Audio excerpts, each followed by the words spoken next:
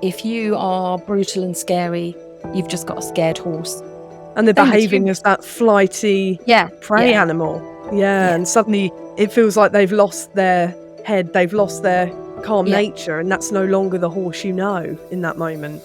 And they will behave completely differently with someone who's incredibly calm and incredibly unthreatening. I'm not someone who goes along with what is quite a common popular belief that animals have an innate wisdom that we should always observe.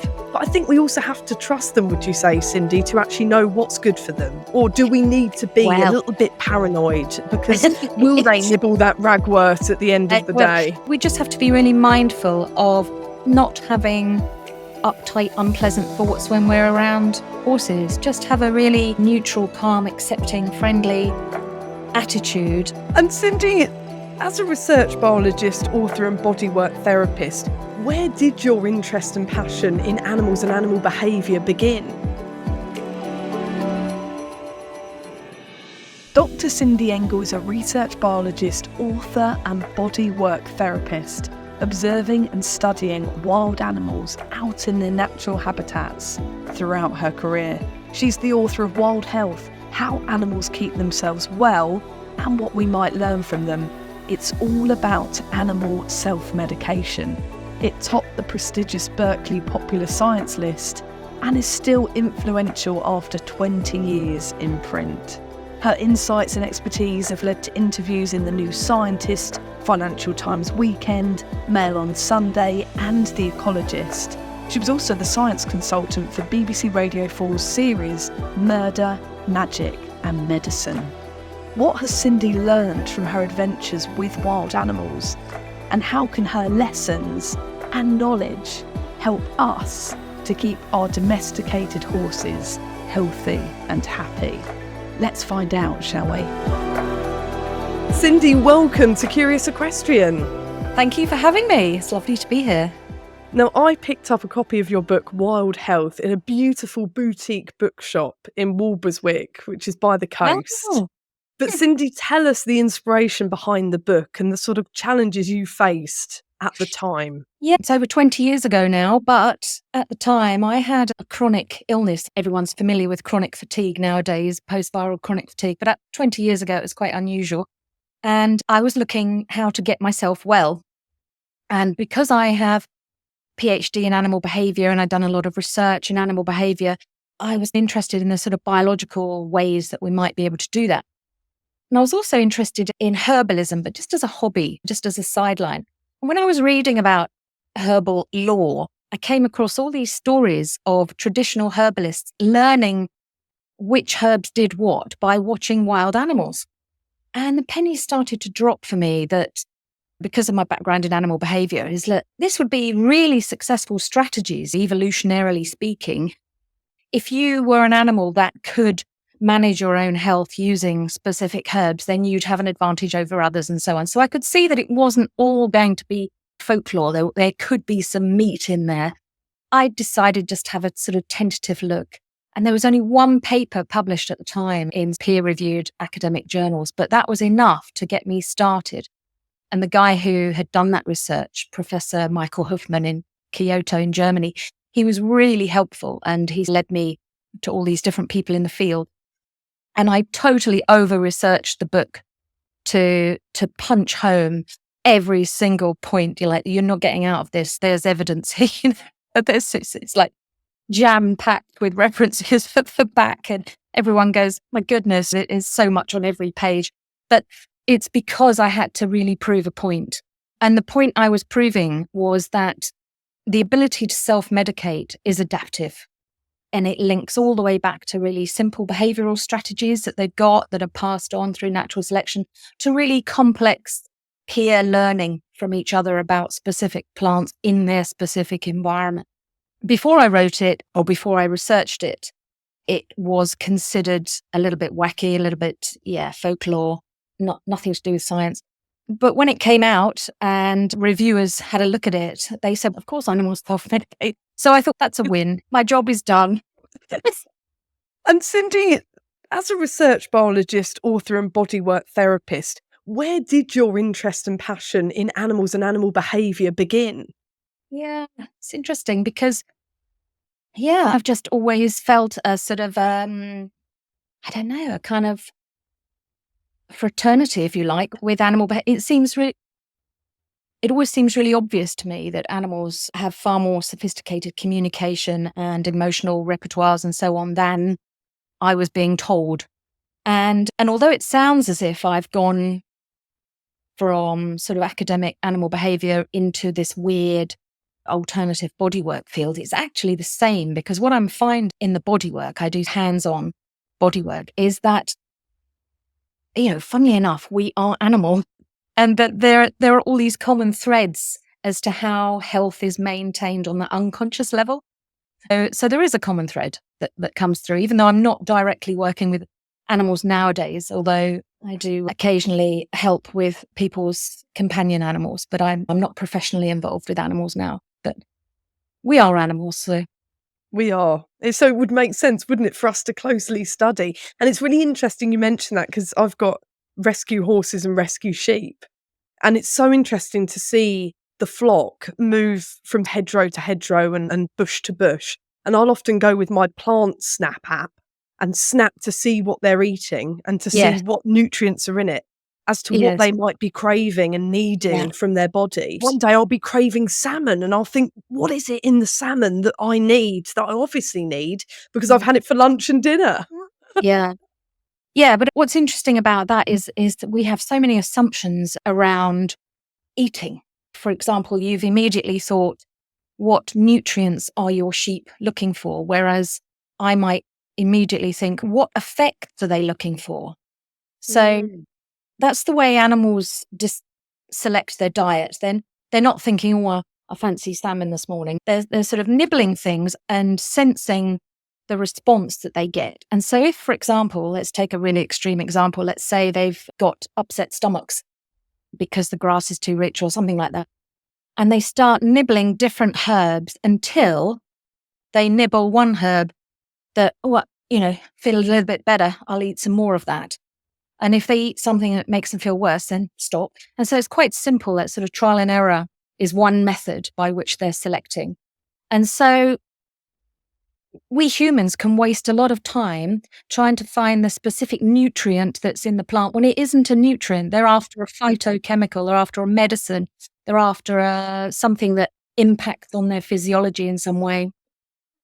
And it is fascinating to watch our animals, isn't it? Because the horses as well will act like giraffes, picking all the leaves off all the Yeah. bark from the high branches, or going low down beneath the bushes to find something that I'm thinking, is that poisonous? What might that be? But I think we also have to trust them, would you say, Cindy, to actually know what's good for them? Or do we need to be a Well, little bit paranoid? Because will they nibble that ragwort at the end of the well, day? it's a really interesting debate, because my book was Wild Health. So it's about wild animals. It's about strategies that work in the wild. And in the wild, what animals have got is incredible familiarity with their surroundings. They've grown up with it. They've also got long-term experience, but they've got peers teaching them, around them, showing them, or they're just copying. So they're learning a lot. And they've got the plants in their environment are adapted to the pathogens that they have. So the whole thing is a kind of closed loop of health maintenance. Now, what we do is we take wild horses and selectively breed them and then domesticate them and put them in a situation where they have very little food choices. And so they're pretty dim when it comes to ability to self-select, because they haven't had trial and error of all these different herbs in their environment, all these different soils in their environment, all these different astringents or anything. And so all they've got really is to go on that hedonic feedback, which is, if I taste this, what happens? If I eat that, what happens? The immediate feedback. And they haven't even got much skill at the long-term feedback. So, and they haven't learnt from their peers. They haven't learnt from the rest of the herd. They haven't learnt from a wise elder. Animals that run in groups, the oldest is valued because they know where that one plant is that they need when certain things happen, or they know where the one source of water is that they need, or they know where the clay lick is that they need. And that sort of knowledge is highly valuable. And of course, they haven't got that. Our domesticated horses haven't got that knowledge. So they're really quite dim relative to the wild. Like us, humans have lost it because we don't have that knowledge either. So we're all pretty much in the same boat of being fairly ignorant about what's available to us. And so we're relying on what's left of those instincts. Instinct's not a good word, but it's a word we recognize and we understand. What I mean is that, it comes down through the ancestry. We're relying on these simple instincts. And for example, things that taste astringent have a sort of very generalized link with managing gastrointestinal problems that are caused by worms. And a lot of grazing animals will increase the amount of astringents that they nibble when they've got worm load, and the worm load is reduced by the astringents.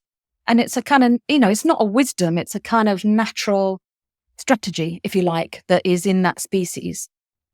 But it isn't very well honed in the domesticated animal. And so they can make terrible mistakes. As everybody knows, if you've got horses, they can easily poison themselves. And so I'm not someone who goes along with what is quite a common popular belief that animals have an innate wisdom that we should always observe. What they've got is they've got some basic strategies that work in the situation in which they evolved.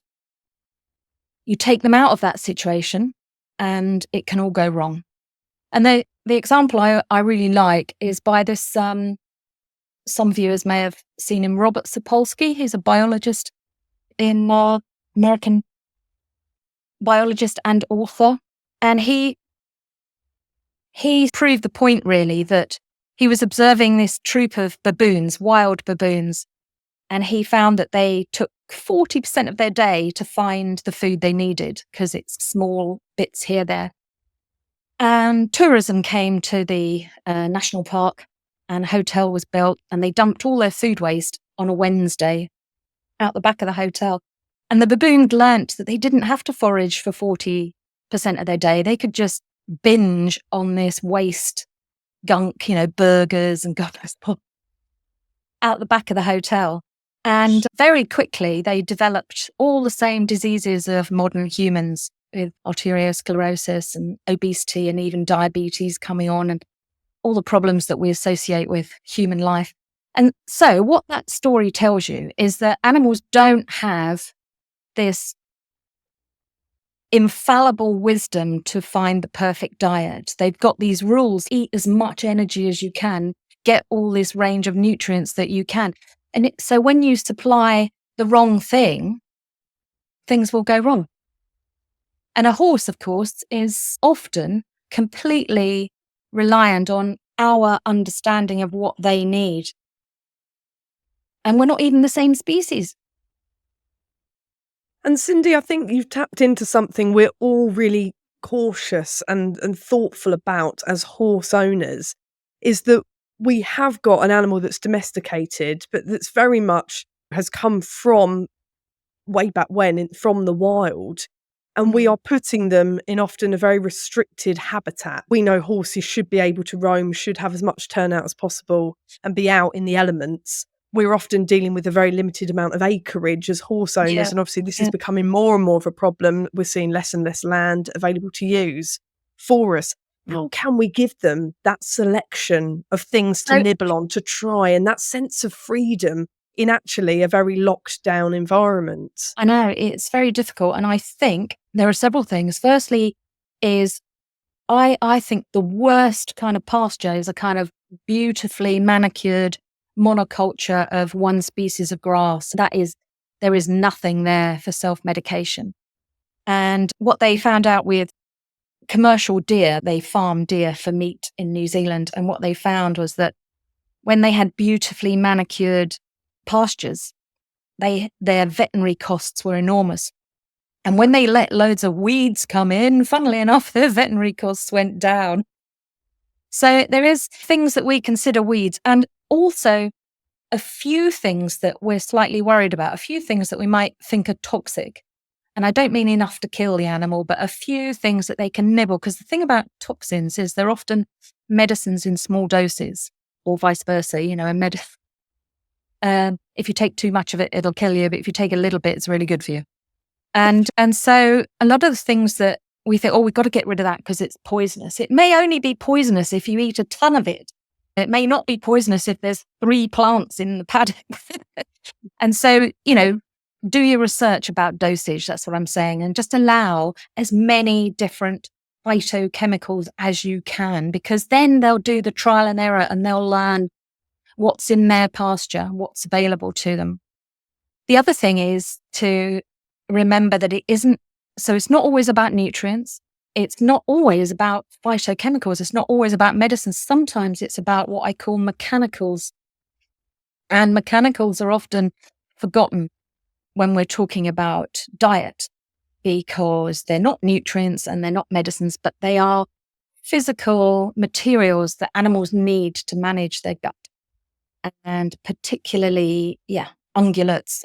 They need access to subsoils. I know nobody wants to see their horse digging up the pasture and digging up subsoil.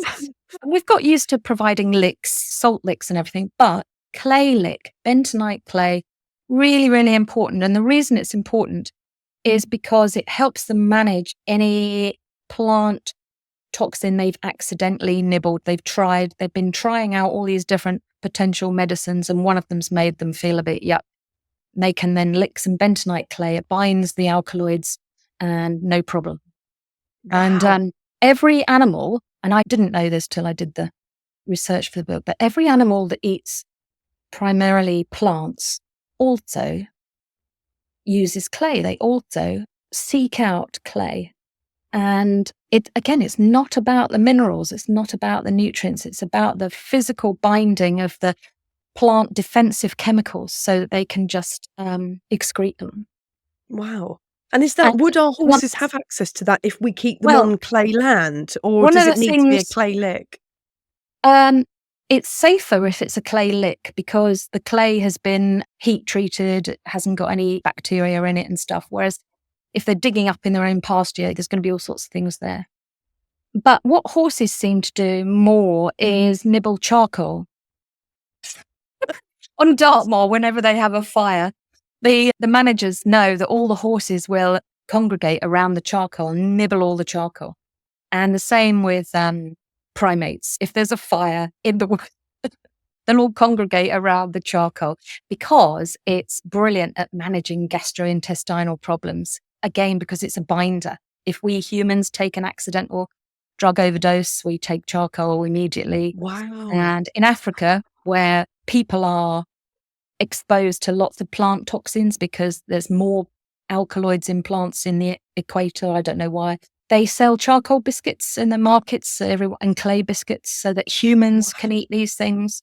So don't just think about nutrients, think about weeds, think about variety, and think about mechanicals. So access to charcoal. They like chewing wood. It isn't always about having a psychological problem. Sometimes it's just that they want the mechanical scour in there.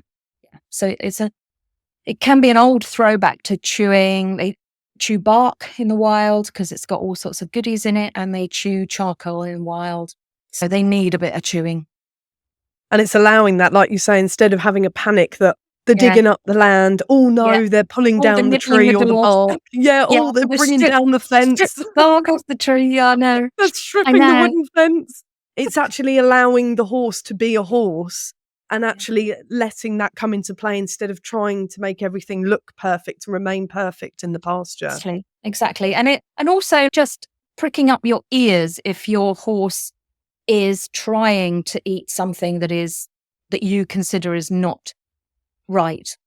An example that breaks my heart was when they bring mountain gorillas into captivity in zoos. One of the things, they always get irritable bowel, they get terrible bowel problems.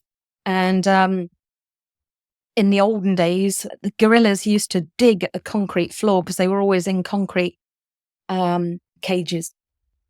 And they would dig so much that their knuckles would bleed. And when Diane Fossey went out to the wild and studied mountain gorillas in their natural environment, she found that they dig all the time, and they dig through the volcanic rock to get to this volcanic powder, and they crush it up into a little ball and eat it. And it's to manage all the plant toxins that they've got in their body. And when the gorillas felt sick in the zoo, they wanted to dig up the ash, the volcanic ash, and make little pills for themselves, and they couldn't. Oh gosh! And yes, hopefully we that's been need- rectified in zoos now. I Yeah, don't. now there's Oh all the dots are joining up. yeah. But it is like weird behavior. It isn't always about just to add into the possibilities that it could be they're trying to self-medicate in some way. And Cindy, would you also say that our horses that are foraging upwards, they're, looking through, they're rooting round, they're digging the land, good for them mentally as well as physically, that they need to behave like this because it's natural to them? Yeah, I think, we all like a bit of autonomy, don't we? Just imagine how boring it is to have the same food plopped in front of you every day and to not be able to communicate that you feel a bit nauseous, or to not be able to communicate that you've got a headache. So if you had a few options, you could do something about that, or you could try to do something about it. Yeah. Yeah, I think because all these behaviors have kind of pleasure feedback loops, so they're all going to make them feel better. Yeah. And Cindy, take us through your most fascinating, your most memorable adventure out into the wilderness with wild animals. Well, it's not with horses. No, you can share Is that whatever right? animal takes your fancy. I can imagine that Okay. you've The had most memorable was I had a postdoc position tracking jaguars in Mexico. And the idea was just to look at the number of different footprints of different sizes on the tracks through the forest and estimate how many jaguars were left in this area of the Lacandon forest in Chiapas in southern Mexico. And I was on my own. And even though I had been given a gun and been taught how to use it, but when it came to it, so for example, it's very unlikely you're ever going to see a jaguar because you're in their territory, they can see you, you can't see them, and they're not going to show themselves. They don't tend to eat people, they don't tend to attack people. So I wasn't scared that I was going to be attacked. But I got out one morning, I was walking down the muddy track to the little river, splashed my face with water. As I walked back, I noticed a great big jaguar paw print over the top of my little footprint, and I thought, oh. And then I could smell, you know what a tomcat smells like? I could smell that only like 1,000 times stronger. And I thought, oh dear. And I froze completely. So there was absolutely no point in training me to use a gun because I couldn't move at all. And if it had wanted to eat me, it could have just eaten me. I would have just stood there. But it didn't. And I don't know how long it took, but my body started to come back into shaking, and I just walked back to my little camp, and we never saw it. He obviously watched me, but I didn't see him. Wow. I wonder what it was about you, Cindy, that he just let you go and he just let you carry on, and he didn't want to predate on They you, don't or he want didn't want to trouble. interfere. They don't eat people. They don't want trouble. But I was on his territory. And I think he's just making sure that I knew what the score was. And you were Think about causing no moving harm. it. Oh my gosh, that is incredible. What a story. And amazing to think if you'd have had a different disposition maybe, or a different energy, or maybe a different smell, he might have thought you were a troublemaker, maybe. And would he Yeah. have got territorial and thought you shall not I pass? think it was an advantage that I'm female. Yeah, wow. Because I wasn't oozing testosterone or pheromones or anything. Yeah.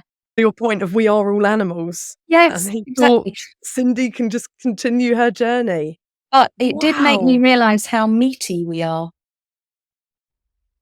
I haven't got any sort of spines sticking out or anything like that. I'm just a big No. lump of meat that How true is that? We've got nothing to protect us. No no- horns, no no- spikes that can come up and defend us. there's no way we can poisonous run as jabber. fast as horses, I mean, we're pretty useless. Yeah. We're walking prey. Yeah. Without the prey eyes as well. We haven't even got the vision, have we, of a prey animal? No. What it made me realise is why humans lived in groups. You would not survive 5 minutes on your own. What were you doing on your own on a jaguar's Well, it's path? another story. It's another story about I had a Mexican assistant and he had to go because he got ill because he wouldn't take anti-malarial tablets and all this sort of stuff. Anyway, so I ended up on my own there. Yeah. No. Wow. I mean, what a story to tell, Cindy. You must, when you get, gather with friends and family or you're around the campfire, you must have the stories of the Well, I'm always evening that around bring the house campfires. down. Oh my God. But it's so fascinating. And I think this is why there are so many great wilderness programs and why us as humans are so fascinated with explorers, because you are treading the territory that we no longer tread. We no longer venture out and take great risks. And you are doing that for us for, studies, for furthering education and research. And you're taking those risks for us. So we're all sitting enthralled at our TV screens. Yes, I was. Yes, I'm semi-retired now. I think you've earned your rest, Cindy, by the sounds of it. But it's really interesting because ethologists, if I'm pronouncing that correctly, do have the opportunity to sit and study from their computers using tracking devices and webcams and all sorts of now. Exactly. And when I was trying to estimate how many jaguars there were in Mexico, we just about had the technology of a little trip laser and a film camera that would then click every time the light beam was broken. So this is old film cameras, pre-digital and everything. And all I got were reels and reels of little raccoon-type creatures going and just taking pictures of themselves all the time. And I'm so envious now because, in the field, and it's ethology, but the ethologists now, they have really high-tech, tiny little trackers. If you can get a collar on an animal, you've got so much information about them, even about their physiology now, as well as their location. And you can sit at home with your laptop and watch what they're doing. So learning so much more about animals from that. And even with all the technology that's available to ethologists, why is it important for you, Cindy, to get out there in the wilderness, to get out and surrounded by these smells and the sights? Yeah, one thing with the animal self-medication is that the guys who were out in the field actually sitting in the rain watching chimpanzees or watching baboons for weeks, months, they were also talking to local traditional herbalists who didn't speak English. They were getting translators. And so they were joining the dots, which you can't do with a computer distance tracking thing. So they were going to the markets and finding that charcoal and clay biscuits were being eaten and that the animals were digging up clay and eating charcoal, and they were putting it all together because they were there. And the local herbalists were saying, oh yeah, we know the gorillas do that. They do it because they have stomachache. Or, oh yes, we know the chimpanzees take that toxic plant, but they only do it when they've got worms, and so they were getting all this information which would never reach the West. And because they could corroborate it with their field studies, it was all starting to be taken more seriously, which is great. And but in terms of how it would help us discover new medicines for humans, there's a lot of sort of corporate legal stuff in the way because you're not allowed to steal cultural knowledge. So Big Pharma has trouble if it steals cultural knowledge. And there's a lot of debate about whether taking this kind of information is stealing cultural knowledge. That's really interesting. I love some of the examples that you use in your book, Wild Health. And for anyone who hasn't read it, I urge you to go and read Cindy's book. But I love that you talk about all sorts of different ways of studying. There it is, popping up if you're watching on YouTube. I love that you talk about all sorts of different ways of studying animals. And the fact that we don't have to have the term scientist or biologist in front or behind our name to be an animal behaviourist. In terms of, you talk about Monty Roberts and how he studied wild horses. How was he different to others at the time, Cindy? What a story. I don't know. Not everyone will have read his autobiography, but he was a young lad at the time who was growing up in the American rodeo industry, wasn't it? And his dad was brutal. And so Monty Roberts was, nowadays we would call him an abused child, because he was beaten, and the horses were beaten into submission to be broken. And he was obviously a really sensitive young lad. And he identified with the way the horses were trying to relate to this cruel man, and they couldn't communicate, and they were getting badly treated, and he was getting badly treated. And it culminated with his dad killing his pony. And he set off and he went a bit bananas, as you would. And he lived with wild Mustangs for quite some time. I can't remember exactly how long it was. It's so long ago when I read it. But he just spent a lot of time hanging out with them and identifying with them as on that sort of animal level. And through spending so much time in that state, he was in a really super sensitive psychological state. He realized how the herd were communicating with each other. He learnt very quickly all the sensitive, subtle little signs that they were using to communicate between them, and who was in charge and who was second in charge, and what they were doing, how their society worked. And it was day and night. It wasn't like a couple of hours with a laptop and a remote viewer. He was living with them. And then he could really easily develop a way of getting a wild horse, to cooperate with him. And it was such an impressive strategy that the Queen of England was impressed, because the Queen of England was incredibly keen on her horses and she kept abreast of all sort of new things about horses. And she invited him over to show her how he could take a wild horse and get it tacked up and riding around doing as he wanted within half an hour or whatever. And he showed her. And then the technique spread as to, no longer whipping and beating horses into submission, but actually trying to communicate and listen. But I think the thing he brought to the process was that you have to be kind and gentle, and the horse will respond. If you are brutal and scary, you've just got a scared horse.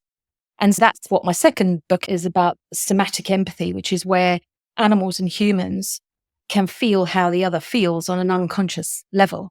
And it comes from this sort of physiological synchrony where your bodies start to try and come into synchrony. It's a natural unconscious process. And I think because he was in that state of just being broken, that he and the horses were really on the same level of him being accepted as a sort of broken male, and vice versa. So, yeah. Can't remember what the book was. So powerful, isn't it, that horses, and all animals, but horses in this example, can pick up on that. They don't know the sort of complications as to why that person is broken and the reasons, but they can sense that in our energy, in our emotions, in what we're giving out into our immediate area. Yeah, totally. And they're hypervigilant for anxiety or threat.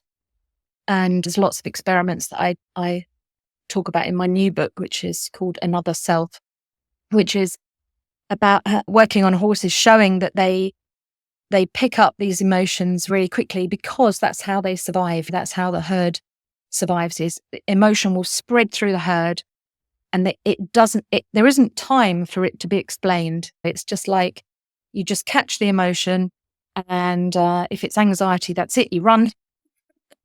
And if it's threat, you might have to do something else. So there isn't time for all the higher cognitive processes to go on, which is why a scared horse is dangerous, because they're not thinking to the best of their ability, shall we say.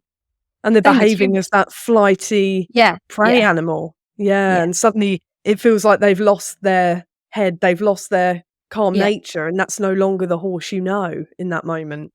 And they will behave completely differently with someone who's incredibly calm and incredibly unthreatening. And I don't know if people have heard of the trust technique, but it's been developed. It's really amazing. in terms, it's a form of mindfulness meditation that the practitioners do that calms themselves down.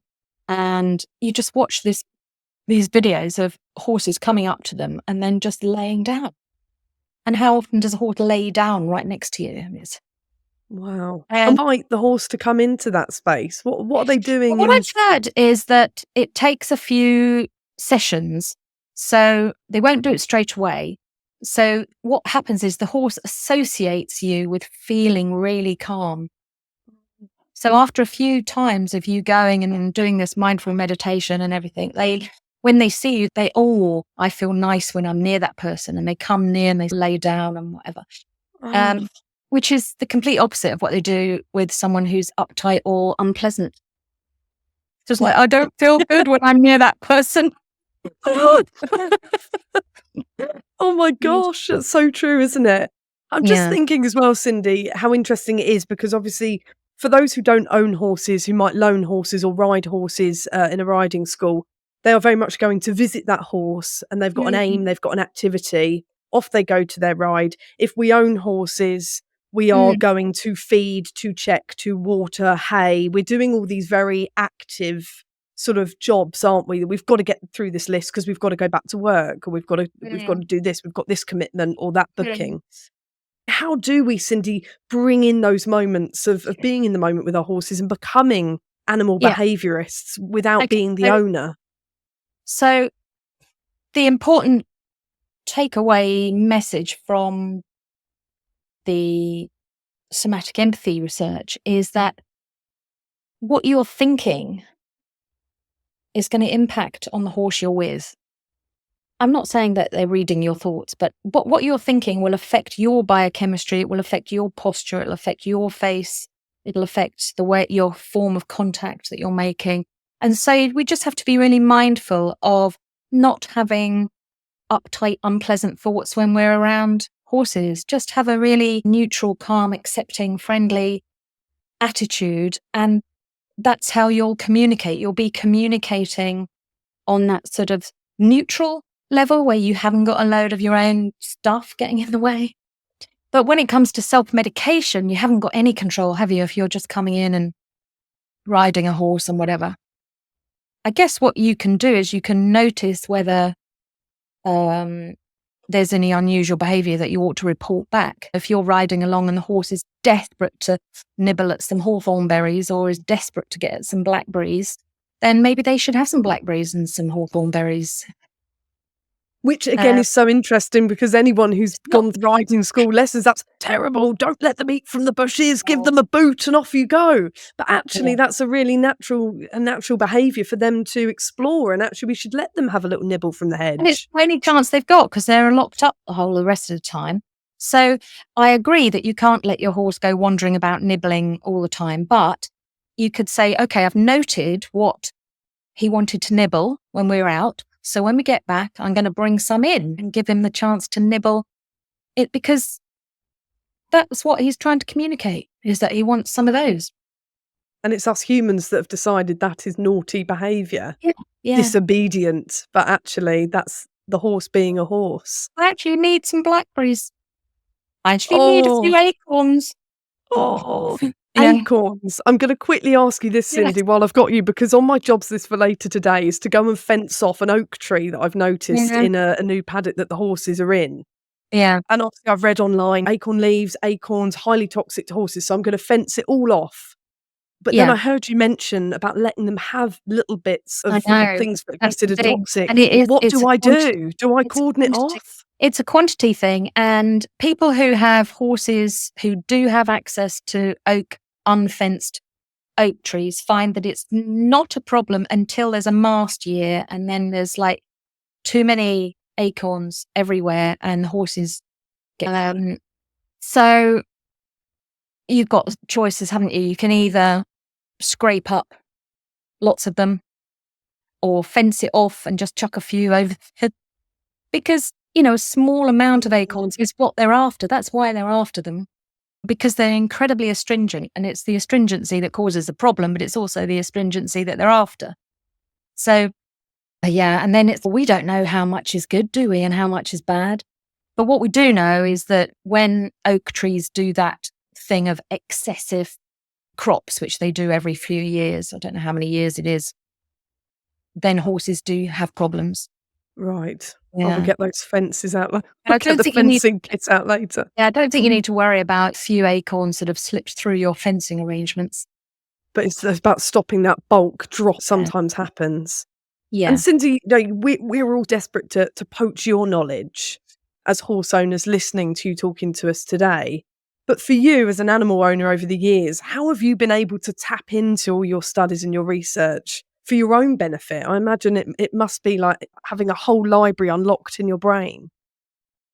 What's been the most difficult for my human brain is to get away from the idea that there's one particular herb for one particular illness, because that's what we're brought up on in the West, is that, oh, that plant does that, this plant does that, and this kills worms. And that's actually really limiting that's not how animals are self-medicating.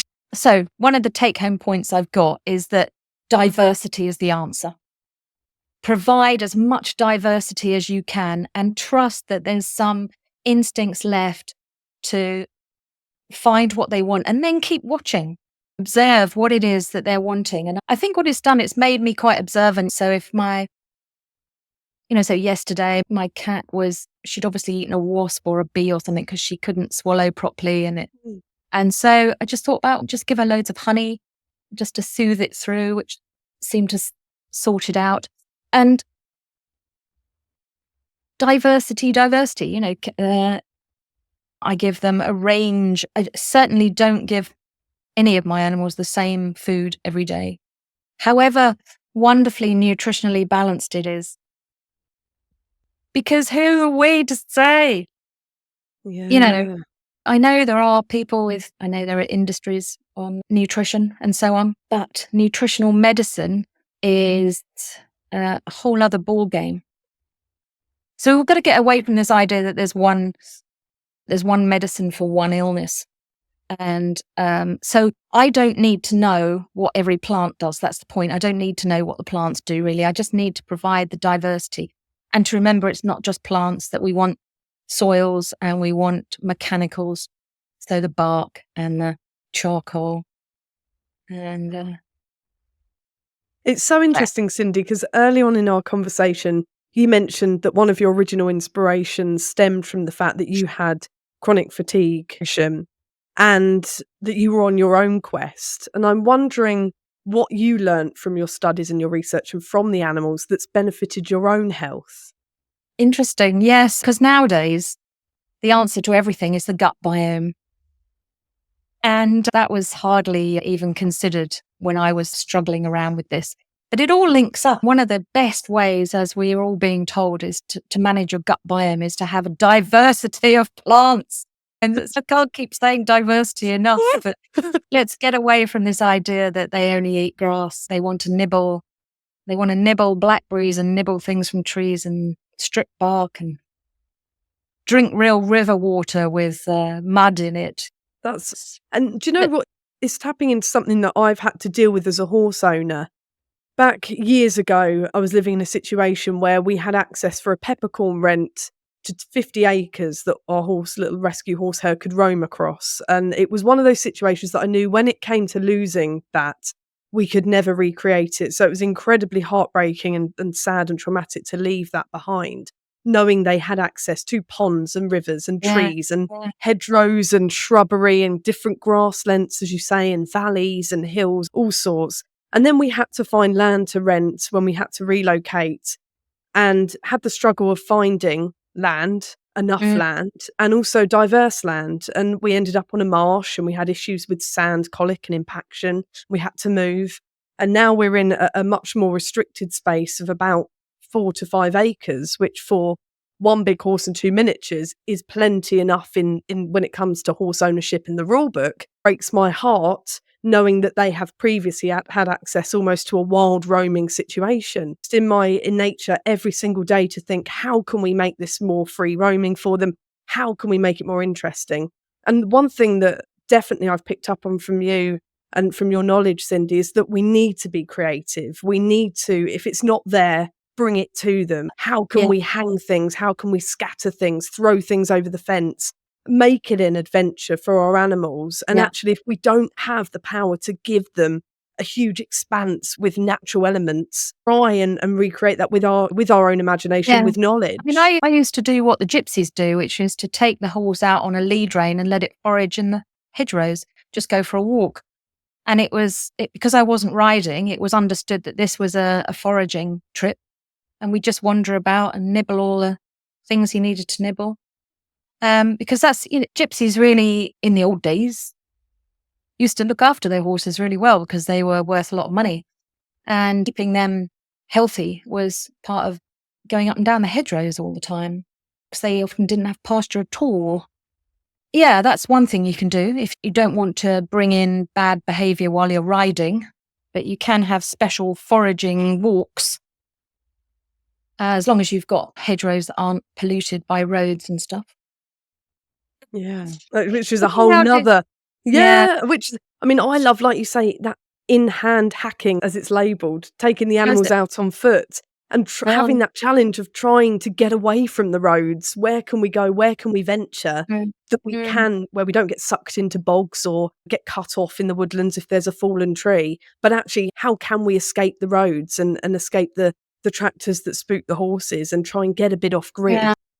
I would keep changing, so that it's the variety that is going to do the job, because as we know with all the work on gut biomes, variety is what is going to help your gut biome stabilise to where it needs to be, and that's all our health, isn't it? And Cindy, we've come full circle without you even knowing, because when I was looking around this little bookshop and I saw yours almost come at me, your book, like a beacon on the shelf, Wild Health, I suffer with an inflammatory bowel condition, which is, of course, a chronic condition. So I'm always looking for things that's going to help me. Nature's pharmacy. What can I read here? What will help me improve my health?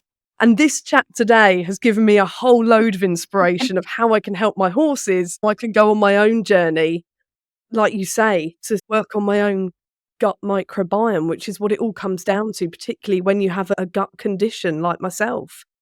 So such an inspiration, Cindy, and so inspiring to talk to you today. Thank you so much for joining us. It's been a pleasure. Thank you. And for those listening, Cindy, who want to read your books like I have, how do they find you? Probably best via my website, which is cindyengel.com, Engel with an E.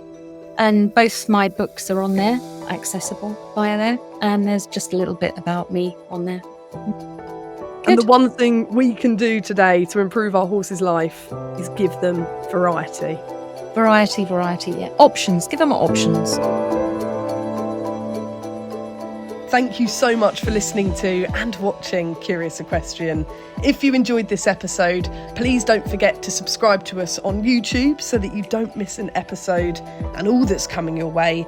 Or you can subscribe to us on whatever podcast platform you listen. If you could leave us a review on Apple Podcasts, that would really help us to find lots more lovely listeners. And you can also follow us on Instagram @Curious Equestrian Podcast. We'll see you next time.